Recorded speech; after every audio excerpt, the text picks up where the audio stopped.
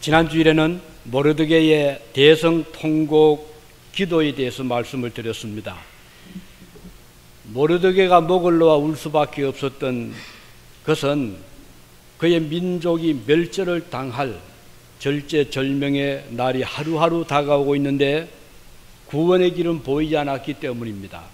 부끄러움과 수치를 무릅쓰고 모르드게는 그의 사촌 동생이 거주하고 있는 왕궁 앞에까지 나아가서 대성통곡을 하였습니다. 그가 울음을 그치지 못했던 이유는 제가 세 가지로 정리해 말씀드렸죠. 하나는 오직 하나님께만 경배하지 어떤 권력자 하만이라 하더라도 그 앞에 경배할 수 없다 하는 신앙적인 결단이 있었기 때문에 그는 굽히지 않았고 기도했고요. 두 번째는 하만보다 더 위대하시고 높으신 하나님의 보호하심을 믿었기 때문에 그런 신앙적인 결단으로 인해서 그는 자기의 뜻을 굽히지를 않고 기도했습니다. 세 번째는 이런 생명의 위협이 닥쳐왔을 때 하나님의 긍휼을 기다리는 간절한 기도가 필요했기 때문에 그는 통곡의 기도를 멈추지 않았습니다. 물론 기도는 반드시 큰 소리를 해야만 되는 것은 아니죠.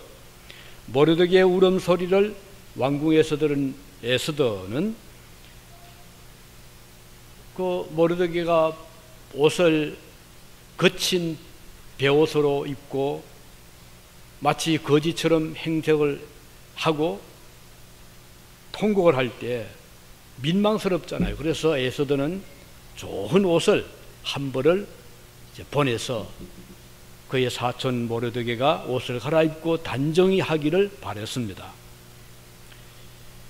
화려한 왕궁의 왕자들이나 입을 법한 아주 훌륭한 복장을 왕후 에스더에게 하소받았지만 모르드게는 그 아름다운 옷을 입기를 거부하고 계속 울기를 계속했습니다. 지금 모르드게 자신과 그의 민족이 당면하고 있는 것은 사느냐 죽느냐 하는 생사의 문제와 민족의 운명이 걸려있는 중차대한 것이기 때문에 아무리 좋은 옷을 가져가서 입으라고 해도 입을 수가 없었던 것이죠. 모르드게가 계속해서 통곡을 하자 왕후 에스더는 네시 하닥이라는 사람을 보내어서 도대체 왜 저렇게 목을 놓아 우는지 자초지종을 듣기를 바랐습니다. 들어보니 12월 13일이 되면 수산성에 거주하는 유대인뿐 아니라 바사 전국에 살고 있던 모든 유대인들이 일시에 공격을 받게 되고 생명과 재산을 다 잃게 된다는 그런 운명이 다가오고 있다는 사실을 전해 들었습니다. 모르드게는 하닥에게 요청을 해서 에스더로 하여금 왕에게 나가서 이런 어려운 형편을 설명하고 자기 민족을 건져달라고 요청하라는 그런 부탁을 했습니다. 에스더는 이 부탁을 받고 답을 보냅니다. 하닥을 다시 보내면서 대답을 하기를 왕에게 못 나갑니다. 왕이 부르지 아니할 때 자기가 불쑥 나타나면 자기 민족은 고사하고 자기마저도 죽게 될 것입니다. 이렇게 대답을 해왔습니다. 이때 모르드게는 아주 강력한 말을 다시 전하죠. 13, 14절에 보면 이렇게 말합니다. 이제 모르드게가 에스더에게 하는 말입니다. 너는 왕궁에 있으니 모든 유다인 중에 홀로 죽음을 면하리라고 생각하지 말아라. 이때 만일 내가 잠잠하면 유대인은 다른 데로 말미암아 노임과 구원을 받으려니와 너와 내 아비 집은 멸망하리라. 내가 왕후의 위를 얻은 것이 이때를 위함이 아닌지 누가 아느냐. 이런 대답을 다시 모르드게가 하게 됩니다.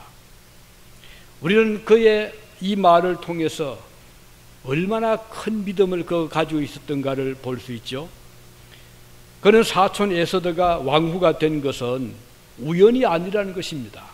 바로 이 위기의 때에 민족을 구원하기 위한 하나님의 뜻이 계신 것으로 그는 받아들인 것입니다. 만일 이 중요한 때에 에스더가 잠잠히 있으면 이스라엘 백성은 반드시 다른 방법을 통해서 구원을 받게 되지만 에서도 자신은 결코 안전하지 못하게 될 것이라는 것을 지적을 하죠. 이 모르드게의 신앙적인 판단은 역사를 주관하시는 하나님의 주권을 믿는 신앙에서 나오는 판단입니다. 어느 개인이나 민족의 운명도 하나님의 수중에 있음을 모르드게는 알고 있었다는 것이죠. 에서들은 이 모르드게의 대답을 들은 다음에 고민에 빠지죠. 어떻게 해야 될까? 그러다가 이런지에 결단을 합니다. 수산성에 있는 모든 유대인으로 하여금 자기와 같이 사흘 동안 금식하며 기도를 해야 되겠다, 이렇게 생각하고 기도를 요청을 합니다. 그리고 에서 자신도 시녀들과 함께 먹지도 않고 물도 마시지 아니하고 기도를 하기로 작정을 하고 각오를 하고 왕에게 나아가기로 결정한 겁니다. 자, 이렇게 해서 하나님께 간절히 기도를 한 다음에 왕 앞에 나갔죠. 왕 앞에 갑자기 나타난 에서들을 본 왕은 손에 잡고 있던 금호를 자기도 모르게 앞으로 내밀었습니다. 이것은 무슨 뜻인 거 아니? You are welcome. 환영한다. 어서 오너라. 이런 뜻이거든요. 에서드가 살게 되었죠. 왕은 에서드에게 묻습니다. 그대의 소원이 무엇이며 요구가 무엇이뇨? 나라의 절반이라도 그대에게 주겠노라. 얼마나 왕의 마음이 흐뭇했으면, 기뻤으면 이런 제안을 했겠습니까? 에서드가 왕 앞에 나타났을 때 왕의 마음을 누가 주관을 했겠어요? 우연이 아닙니다. 왕의 눈에 에서드가 아름답게 보이게 하신 그분은 바로 위에 계신 하나님이셨습니다. 손에 잡았던 금모를 자기도 모르게 내밀게 그런 마음을 주신 분도 하나님이셨습니다. 이것은 기도의 응답이 이루어지는 순간이었죠. 부끄러움과 수치를 무릅쓰고 간절히 기도했던 모르드게의 기도가 응답되는 순간이었습니다. 자, 이 모르드게의 기도가 응답이 될 때 어떤 결과가 왔죠? 하나는 백성들이 구원을 받게 된 겁니다. 만일 모르드게의 통곡의 기도가 없었다면 민족의 운명이 어떻게 되었겠죠? 끝이 나고 말았을 것입니다. 유대 민족이 멸절되는 것은 문제였습니다. 그러나 모르드게의 신앙적인 결단과 기도는 역사의 흐름을 완전히 바꾸었습니다. 그의 통곡이 있었기 때문에 훗날 백성들은 웃음을 찾을 수가 있었던 것이죠. 그의 간절한 기도로 인해서 하나님의 역사가 나타났습니다. 하나님의 응답이 나타난 것이죠. 수산성에 살고 있었던 수많은 유대인들과 페르사, 바사 전국에 흩어져 살고 있었던 유대인들의 운명은 기도의 사람 모르드게로 인해서 구원을 받게 된 것입니다. 역사는 수많은 민족 전체의 사람들에 의해서 움직여지는 것이 아님을 보여주는 사건이죠. 오히려 소수의 기도하는 사람들에 의해서 하나님의 역사가 나타나게 되는 것을 보여주고 있습니다. 우리가 잘 아는 소돔과 고모라 성을 보십시오. 성이 아주 컸잖아요. 그리고 문명이 아주 발달된 도시요, 도시 문화의 그런 도성이었습니다. 훌륭한 성을 건축했고 화려한 도시 문화를 꾸몄습니다. 먹을 것과 입을 것이 염려 없는, 그리고 낙을 누리며 사람들이 쾌락을 즐기며 살았습니다. 그들은 가난과 궁핍을 몰랐습니다. 이걸 보고 저 먼 덜에서 목축업을 하던 롯이 보니까 도시가 너무 아름다워 보이는 것입니다. 덜에서 거친 광야에서 바람을 맞으며 새우잠을 자고 살아가던 롯이 볼 때는 이 소돔 고모라 성은 천국 같아 보인 것입니다. 좋은 집에다가 맛있는 음식이 풍성하지요. 좋은 옷을 입고 하루하루 그 풍류를 누리면서 즐겁게 살아가는 모습이 너무 좋아 보여서 롯은 결심을 했죠. 다 접자. 우리도 성에 들어가 살자. 이렇게 해서 소돔 고모라 성의 성민이 되었습니다. 자, 문제는 과연 이곳에 들어가서 행복하게 살았는가? 이게 문제입니다. 그러나 역사를 보면 그렇지를 못했어요. 들어가서 이제 그들이 바라던 대로 먹을 것 걱정 없고 또 날마다 즐기며 살긴 했는데 나라가 얼마나 타락했는지, 얼마나 나라가 그 백성들의 마음이 밝지를 못한지, 이게 보통 문제가 아닙니다. 화려한 도시 문화가 롯의 가정을 행복하게 만들어주지를 못한 것입니다. 왜냐하면 도시의 죄악이 너무 커요. 그러다 보니까 그냥 사람들 간에 서로 사기하고 절도하고 속이고 치고받고 싸우고 그 생존 경쟁에서 도시의 죄악이 점점 쌓이게 됩니다.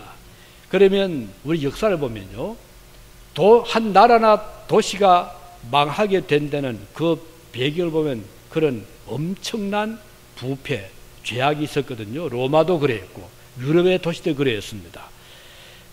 이 도시의 죄악을 보신 하나님께서 마침내 그 성을 심판하시기로 작정하셨습니다. 그리고 아브라함에게 천사를 통해서 알려주었어요. 저 소돔 고모라 성은 앞으로 멸망을 받는다. 아브라함이 생각해보니 그 도시엔 자기 조카가 살고 있잖아요. 롯이 살고 있잖아요. 그래서 아브라함은 하나님께 요청합니다. 하나님, 그 성에는 제 조카 롯이 살고 있습니다. 그 성에 만일에 어인 50명이 살고 있다면은 그래도 그 성을 멸망시키시겠습니까? 이렇게 아브라함이 질문을 했죠. 이 아브라함의 질문은 하나님, 제발 그 성을 그래도 좀 참아주십시오. 그 성에는 제가 사랑하는 조카가 살고 있습니다. 이런 간절한 호소잖아요. 하나님께서 아브라함의 그 요청을 들으시고 대답을 하시죠. 그 성 중에 어인 50명이 있다면 내가 그 성을 멸망시키지 않겠다. 이 대답을 하나님께서 하신 것입니다. 그런데 가만히 생각하니까 50명도 될 것 같지 않은 거, 얼마나 도시가 타락한 것을 아브라함이 알고 있었거든요. 그래서 숫자를 낮추잖아요. 하나님, 5명이 부족한 45명이 산다면은 그래도 그 성을 멸망시키시겠습니까? 하나님의 대답은 그래, 45명이 있어 내가 그냥 두겠다. 이 굉장히 보면 그 인격적인 대화잖아요. 아주 그 대화를 보면 정감이 넘칩니다. 그때 아브라함이 또 흥정을 하잖아요. 하나님, 용서하시고 들어주십시오. 40명이 있다면 어떻게 하시겠습니까? 하나님 그것도 들어주시는 거예요. 이렇게 해서 자꾸 내려갔잖아요. 얼마나 내려가는 거 아니? 10명까지 내려갔어요. 10명만 있어도 그 성을 멸망하지 않겠다. 그런데 아브라함이 생각해보니까 10명은 되지 않을까? 자, 조카 롯도 있죠. 그 부인도 있을 테고 아이들도 딸이 셋이잖아요. 그럼 벌써 5에다가 또 그 사위들도 있고 조금만 하면 되겠다 싶은데 정작 그 도시에는 어인 10명이 없었다는 거예요. 이걸 보면 참 그 죄악이라는 것이 이렇게 한번 감염이 되면요, 물들게 되면 걷잡을 수 없어요. 요즘 가끔 학교에 그 학생들의 문제들이 일어난 것이 학교에서 마약이잖아요. 아주 착한 아이가, 전혀 예기치 못한 아이가 어떻게 된지 오늘 보니까 마약이 나온단 말이에요. 그 조사를 해보니 그 반 아이들이 예뿐 아니라 거의 반 아이들이 다 거기에 관여되고 있는 거예요. 이게 이 감염입니다. 어느 학급 초등학교에서 아이가 도적질하다 붙잡혔어요. 그래서 이제 불러드렸죠. 그 교사 불러서 어떻게 된 거냐. 그래, 네가 누구랑 그렇게 했느냐. 얘가 이제 친구 이름 됩니다. 그 친구를 불렀어요. 그래, 너는 또 누구랑. 나중에 보니까 그 반에 전부 다 관여된 거예요. 누구도 그랬고 누구. 이것이 그 죄의 감염입니다. 그래서 미국에서 학교에서 한 아이라도 그런 기믹에서 탁탁 그걸 제거하잖아요. 뭐 조금만 관여해도 며칠 정학을 시키든가 부모를 부르든가 아예 퇴학을 시키고 해서 그걸 막아내고 있는 이유가 거기 있는 겁니다. 이렇게 죄라는 것은 너무 감염 속도가 빠른데 소돔 고모라 성의 성민들이 한둘이 아니라 전 성민들이 그렇게 타락되고 부패했기 때문에 하나님 보실 때는 그냥 둘 가치가 없는 도시였다 이 말입니다.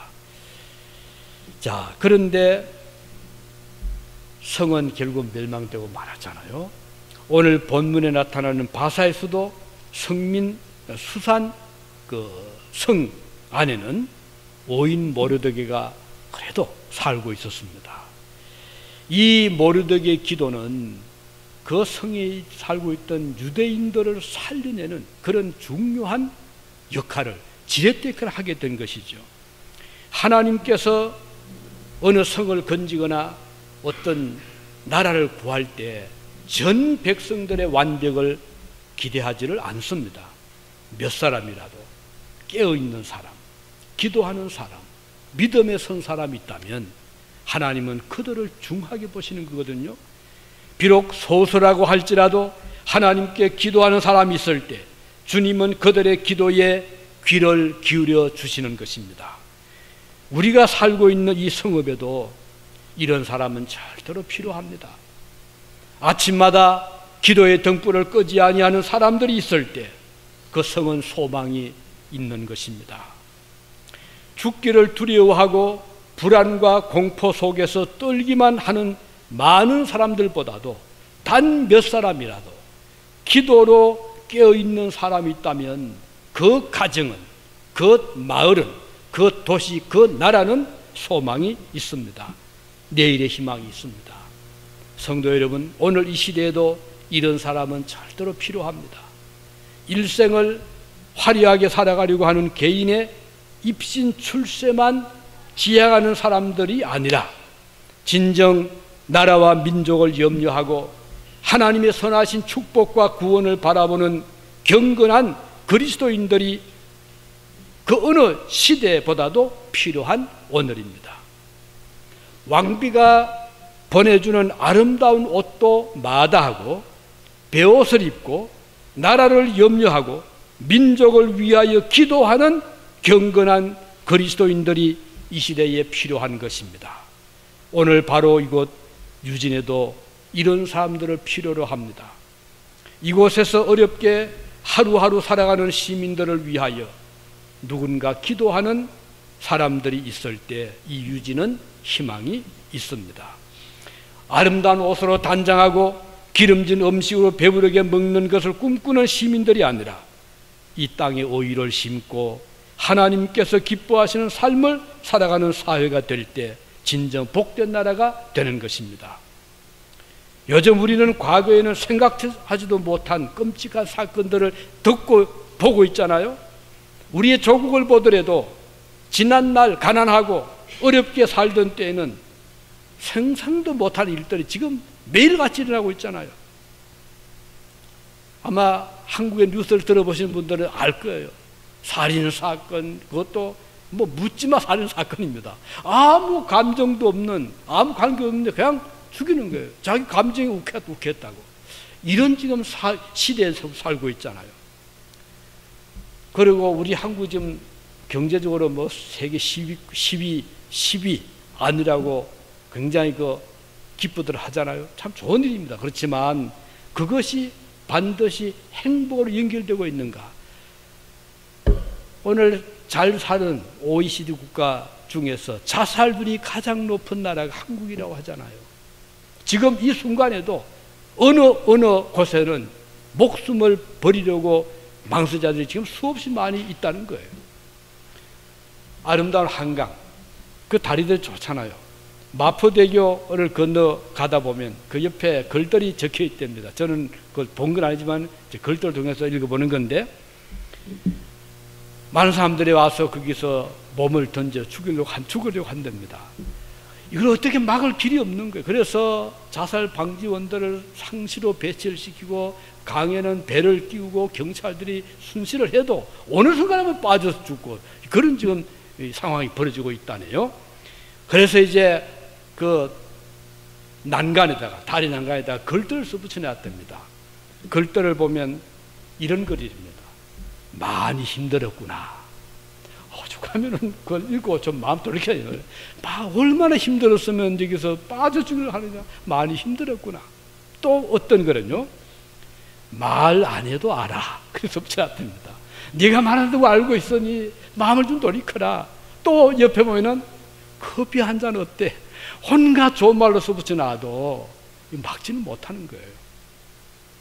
도시 생활이 얼마나 힘이 들면 아름다운 강변의 다리가 사살다리로 변하고 있을까요? 미국도 그렇잖아요. 아름다운 샌프란시스코 참 멋지잖아요. 그 골든 게이트 그런 그 다리도 있고, 그런데 많은 사람들이 그 다리에 뛰어내려 죽는 곳이 그곳이 지금 되고 있잖아요. 오늘 우리는 이것을 보면서 사람이 물질적으로 부유하다고, 경제적으로 안정이 되어 있다고 행복을 주는 것이 아니구나. 이 시대에 절실하게 필요한 것은 더 많은 물질이 아닙니다. 더 좋은 직장도 아닙니다. 더 좋은 집이 아닙니다. 더 많은 명예가 아닙니다. 나라와 민족의 장래를 위한 기도하는 사람들이 절대로 필요한 것입니다. 에서더의 기도가 있었기 때문에 나라 백성들이 구원받았잖아요. 또 한 가지는 모르드게의 기도는 거칠고 굵은 베옷을 왕복과 왕관으로 바꾸게 만들었어요. 이게 무슨 말인가 하니, 지금 모르드게가 입고 있는 옷이 그 베옷이라고 했는데 이것은 무슨 뜻인가 하니요, 여러분 마대자루 아시죠? 마대자루, 아주 굵은 삼배 같은 걸로 이렇게 대충 얽어 만든 자루가 있는데, 그런 천으로 대충 옷같이 만들어 가지고 몸에 걸친 겁니다. 이렇게 걸치고 있어요. 꼭 상복처럼 걸쳐 가지고, 그리고는 티끌을 날리면서 통곡을 한 사람이 모르드게였거든요.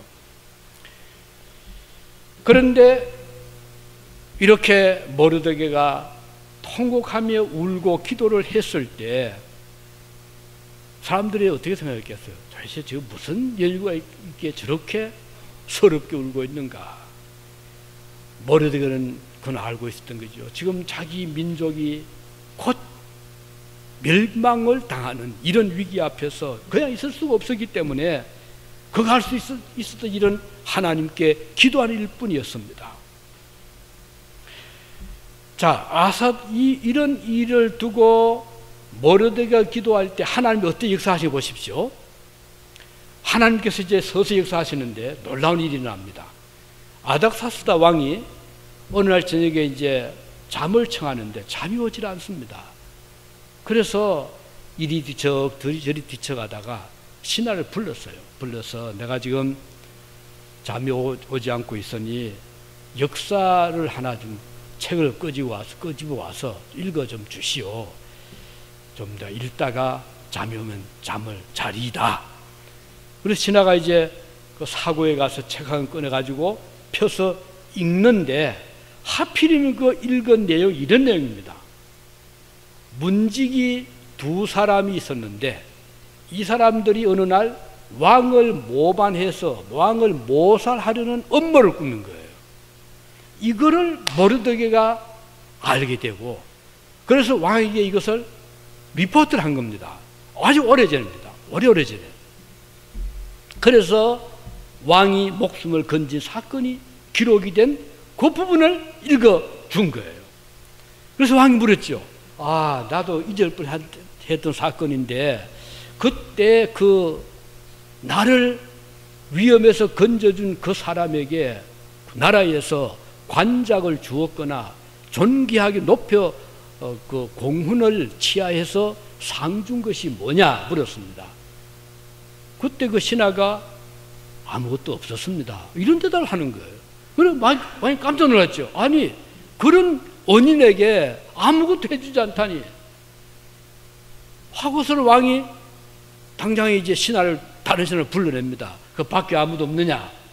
마침 그때 밖에 누가 왔는가 하니 하만이요, 모르드게를 죽이려고 높은 한 75피트 되는 굉장히 아주 높은 그런 나무로 만든 사형대거든요. 두 기둥을 세워가지고 이렇게 해서 목을 사형시키는 그런 높은 이제 사형대를 만들어 놓고 왕에게 허락을 받으러 온 거예요. 모르드게를 여기서 사형시켜도 좋다는 도장을 받으러 하만이 막 도착을 했거든요.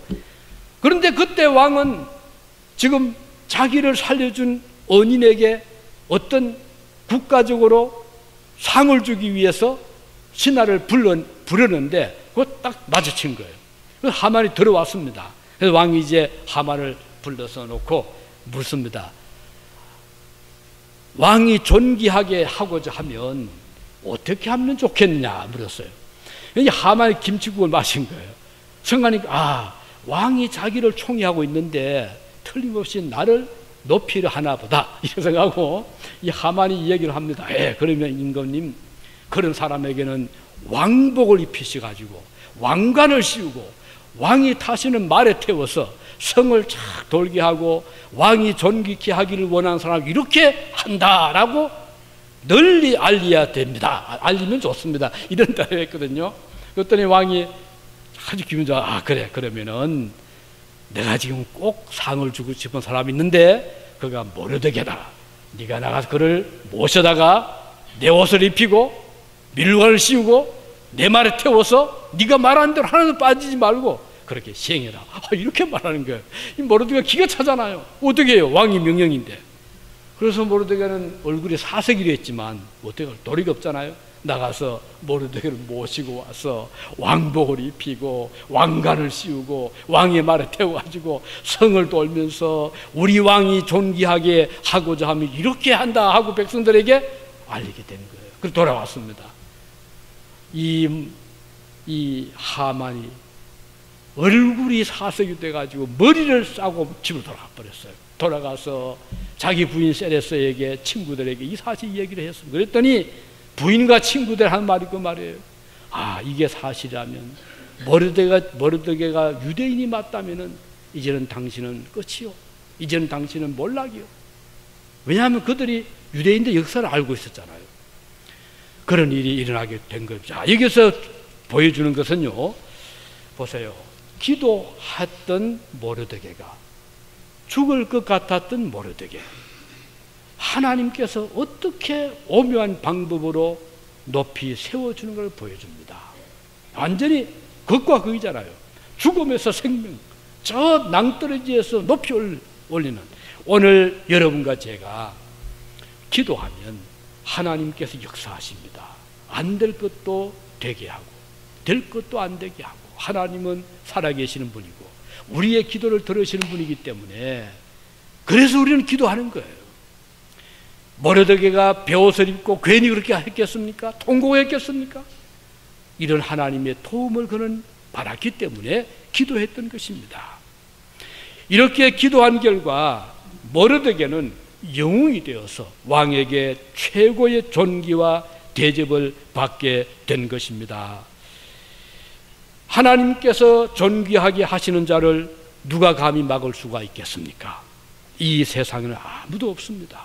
마찬가지로 하나님께서 끌어내리는 사람을 막을 용사도 이 세상에는 아무도 없습니다. 에스겔서 21장 26절에 보면 나 주 여호와가 말하노라. 관을 제하며 면류관을 벗길지라 그대로 두지 못하리니 낮은 자를 높이고 높은 자를 낮출 것이니라. 하나님께서는요, 얼마든지 높이는 자를 끌어서 땅에 떨어지게 할 수도 있고 저 낮은 자리에 있는 자를 높이 세울 수 있으신 분이 하나님이십니다. 오늘 여러분을 높이시는 분은 세상의 물질이 아닙니다. 결코 재물은 사람을 높이지를 못합니다. 명예, 그것도 아닙니다.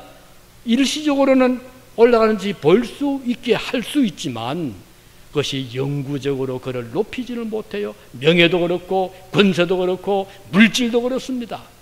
그러나 하나님께서 높이시고자 하면 아무것도 가진 것이 없어도, 아무런 백그라운드가 없어도 오늘 하나님이 높이 세우는 일들이 이 지상에는 아주 무수하게 일어나고 있는 것입니다. 이사야서 52장 13절에 보면 보라, 내 종이 형통하리니 받들어 높이 들려서 지극히 존귀하게 되리라. 하나님께서 높이시면 존귀하게 된다는 말씀인 것입니다. 악인은 아무리 스스로 높은 채 해도요, 하나님이 끌어내리십니다. 그에게 씌워졌던 면류관도 벗기시고 마시는 것입니다. 낮추십니다. 그러나 하나님께서 뜻하시면 낮은 자리에 있던 자를 높이 세우시고 존귀와 영광의 멸관을 쓰게 하시는 것입니다. 그러므로 오늘 내가 낮은 자리에 내려갔다고 해서 낙심할 필요가 없습니다. 언젠가 주님께서 높이실 수 있기 때문입니다. 또 마찬가지로 오늘 내가 조금 높은 자리에 올라갔다고 해서 교만하지 말기 바랍니다. 지위가 높아지고 가진 것이 많아진다고 해도 자만하면 하나님께서 어느 순간에 땅에 떨어지게 할 수가 있기 때문입니다. 우리 성도들은 그래서 첫째도 겸손이고 둘째도 겸손이고 첫째도 기도고 둘째도 기도입니다. 이제 마지막으로 이 모르드게의 기도를 통해서 나타난 결과가 무엇인가요? 하만의 운명입니다. 하만을 누가 꺾겠어요? 뭐 1인지상 만인지하란 말이 있잖아요. 1인지하 만인지상. 한 사람 밑에 모든 사람은 자기 밑에 있다는, 이게 맞죠? 총리 같은 그런 자리 있잖아요. 그런 자리에 있던 이 하만을 누가 감히 대적을 하겠어요? 자기에게 경배하지 아니한다고 죽이려고 했던 모르드게는 오히려 왕에게 총애를 받는 자리에 오르게 되자 하만의 심기는 불편하기 짝이 없게 되었습니다. 여기에 그치지 아니하고 불안하게 되었지요. 앞으로 어떤 일이 일어날지 전개될는지 예측을 불허하게 되었습니다. 에서도 6장 11절 이하 보면요, 모르드게는 다시 대궐문으로 돌아오고 하만은 번뇌하여 머리를 싸고 급히 돌아가니라, 이렇게 기록되어 있거든요. 그리고 이제 말씀드린 대로 자기 아내와 친구들에게 말을 했더니 전부 다 부정적인 말입니다. 예측대로 이 날로부터 하만은 끝없는 바닥으로 내려가게 되죠. 그는 체포됩니다. 그리고 모르드게를 높이 달아 죽이려고 했던 그 형틀에 자기 자신이 달릴 줄을 자기도 몰랐거든요. 여러분, 사람의 운명은요, 아무도 모릅니다. 자기 자신도 모릅니다. 오직 역사의 주관자이시고 사람의 생사를 주관하시는 하나님만 아실 뿐입니다. 그러므로 우리 성도들은 항상 하나님의 선하신 손에 우리 자신을 맡겨야 돼요. 겸손해야 됩니다. 그리고 기도하는 사람이 되어야 됩니다. 오늘 성공했다고 자만하지 말아야 됩니다. 마찬가지로 오늘 실패했다고 낙심해서도 안 됩니다. 오히려 오늘의 실패를 거울 삼고 겸손하게 하나님을 바라보고 인내하며 기도하면 하나님께서 전화위복의 축복을 주시기 때문입니다. 교회가 힘들고 어렵다고 해서 낙심하면 하나님께서 기뻐하지 않으십니다. 오히려 힘들 때 합심하여 기도하면 하나님의 놀라운 역사를 체험하게 되는 것입니다.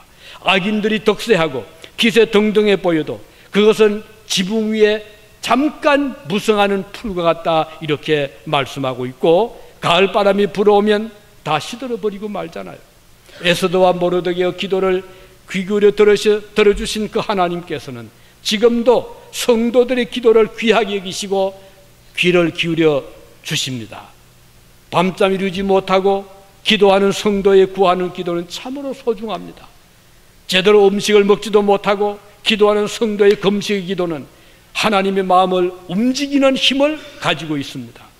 자신을 잊어버리고 세월에 묻힌 오래된 사건이었지만 하나님께서 이렇게 기억해 주시잖아요. 역사에 그 많은 책들이 있는데 하필이면 신하가 뽑아온 그 책이 모르드게의 그런 공적을 알리는 책인 줄 누가 알았겠습니까? 하나님 하신 일이잖아요.